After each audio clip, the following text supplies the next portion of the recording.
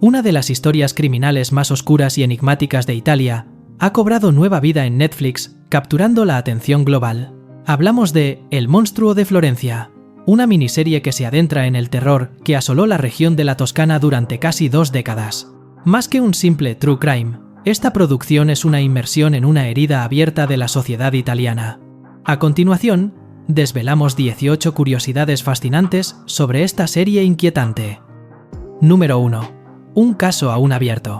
A diferencia de la mayoría de los documentales y series de true crime que concluyen con la identidad y el encarcelamiento del culpable, El monstruo de Florencia se enfoca en un caso que, hasta el día de hoy, sigue oficialmente sin resolverse en el sistema judicial italiano.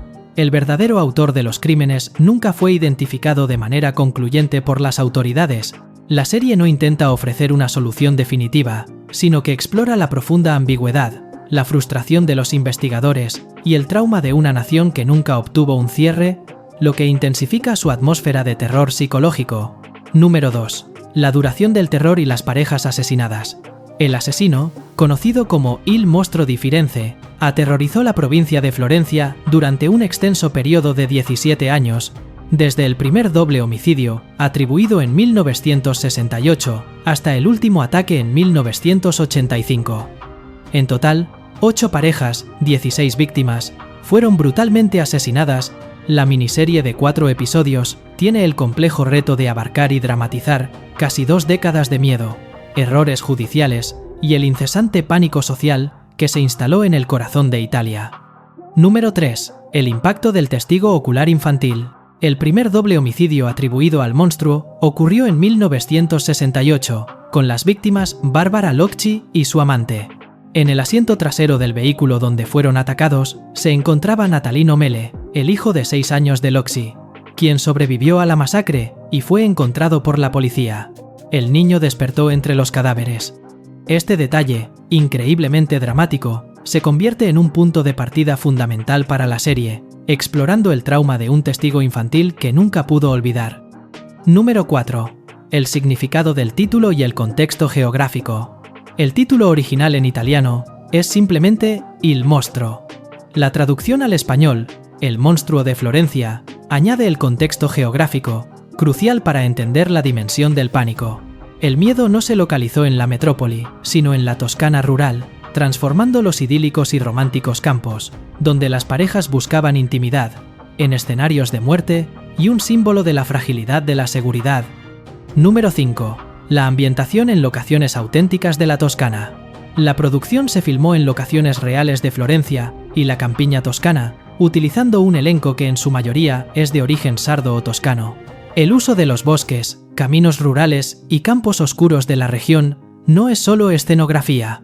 La dirección de Sollima convierte el paisaje bucólico en un elemento de terror, un personaje más, un lugar sombrío e inquietante, donde el peligro acecha en la total oscuridad.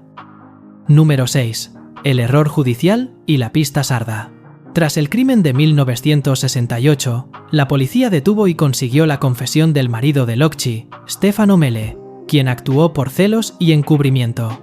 Este suceso llevó a la policía a enfocar la investigación en una pista sarda asociada a inmigrantes de Cerdeña y a cerrar el caso.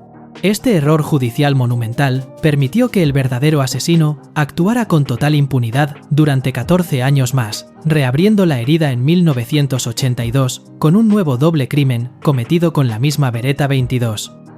Número 7. La mutilación post-mortem como firma macabra.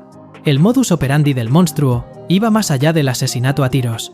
Incluía un acto ritual y distintivo, la mutilación post-mortem de los cuerpos de las mujeres. Específicamente, extirpaba partes de sus órganos sexuales femeninos, utilizando un cuchillo, y en crímenes posteriores también se llevó el seno izquierdo.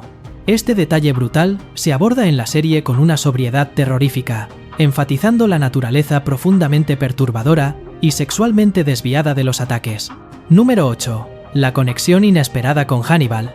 El caso real del monstruo de Florencia, con su aura de misterio y su contexto toscano, inspiró indirectamente al autor Thomas Harris para crear parte de la ambientación de su famosa novela Hannibal. En el libro, el infame Dr. Lecter se esconde en Florencia, y el aura de crímenes sofisticados y macabros que rodea la ciudad en la ficción Tiene claros ecos de la fascinación y terror que el caso real generó en el imaginario colectivo internacional. Número 9. Un retrato crítico de la Italia de los 70 y 80. La miniserie utiliza el crimen como un lente para realizar un examen profundo y crítico de la sociedad italiana de las décadas de 1970 y 1980. Muestra el persistente machismo estructural, las ineficiencias, las divisiones políticas dentro de las fuerzas del orden, el sensacionalismo mediático y, especialmente, la tensa relación de la sociedad con la sexualidad y el puritanismo de la época. Es tanto un thriller policial como un denso drama social. Número 10. La inclusión de la teoría de la secta satánica. A medida que las investigaciones se estancaban y el caso se volvía más complejo, crecía la desesperación. Esto dio lugar a teorías cada vez más extravagantes, siendo la más notoria la idea de que el monstruo podría no ser un asesino solitario, sino parte de una secta satánica oculta que realizaba ritos con las víctimas. La serie explora el desarrollo de estas narrativas conspirativas, mostrando cómo la falta de respuestas creíbles lleva a la sociedad y a los investigadores a buscar explicaciones sobrenaturales o de gran alcance. Número 11. La serie como voz y testimonio de las víctimas. Una de las motivaciones principales de los creadores, según sus propias palabras, era dar voz y justicia a las víctimas. La narración se esfuerza por humanizar a las parejas asesinadas y a sus familiares, mostrando el profundo dolor, el estigma social y la presión moral que sufrieron en una época donde las víctimas de crímenes sexuales o amorosos a menudo eran juzgadas por la sociedad. Número 12. El enfoque visual sobrio y cinematográfico. A diferencia de algunos true crime que explotan el factor gore, la serie adopta un tono visual sobrio, minimalista y frío, más cercano al thriller de autor a lo David Fincher que al sensacionalismo. La tensión se construye con una fotografía oscura, silencios elocuentes y la sensación constante de una amenaza que se cierne fuera de plano, centrándose en el miedo psicológico más que en la sangre explícita. Número 13. Éxito internacional y fenómeno global. Tras su reciente estreno en Netflix, la miniserie se catapultó inmediatamente a la cima de las listas, convirtiéndose en un fenómeno global que alcanzó el número 1 en popularidad en más de 50 países. Este éxito subraya el interés duradero del público internacional en los crímenes reales europeos, especialmente aquellos marcados por la impunidad y la falta de resolución. Número 14. La estructura de miniserie y el maratón perfecto. Con un formato conciso de tan solo 4 episodios de aproximadamente 1 hora de duración cada uno, la miniserie fue diseñada para una audiencia moderna de streaming. Esta estructura compacta no solo facilita el binge-watching maratón, sino que mantiene el pulso narrativo extremadamente tenso de principio a fin, sin diluir la complejidad del caso real. Número 15. La revelación sobre la pistola Beretta calibre 22. Una curiosidad fundamental que la serie explora es el origen del arma. La Beretta calibre 22 fue rastreada hasta un robo ocurrido años antes del primer crimen. Este hecho implicó a más personas en la pista sarda original, específicamente a los hermanos Vinci, sugiriendo que el asesino podría haber obtenido el arma de forma indirecta o ser parte de un círculo más amplio de individuos. Número 16. El macabro envío a la fiscalía. El último crimen conocido del monstruo, ocurrido en 1985, culminó con un acto de burla y provocación sin precedentes. El asesino envió un fragmento del cuerpo mutilado de la víctima, un pedazo de seno, directamente a la oficina del fiscal encargado del caso. Este detalle, que se ilustra en la serie, no solo aterrorizó al país, sino que evidenció la audacia y la absoluta impunidad con la que operaba el criminal. Número 17. Los acusados, Pacciani y los compañeros de merienda. La serie aborda la controversia de los principales acusados en los años 90. El agricultor Pietro Pacciani y sus supuestos cómplices, conocidos como los compagni di merende, compañeros de merienda. Aunque Pacciani fue condenado y luego absuelto, muriendo antes de una sentencia definitiva, y otros fueron condenados, la duda pública sobre su culpabilidad real es un eje central de la serie, mostrando cómo la justicia pudo haber culpado a las personas equivocadas por la presión social. Número 18. La muerte del monstruo. Una teoría de los creadores.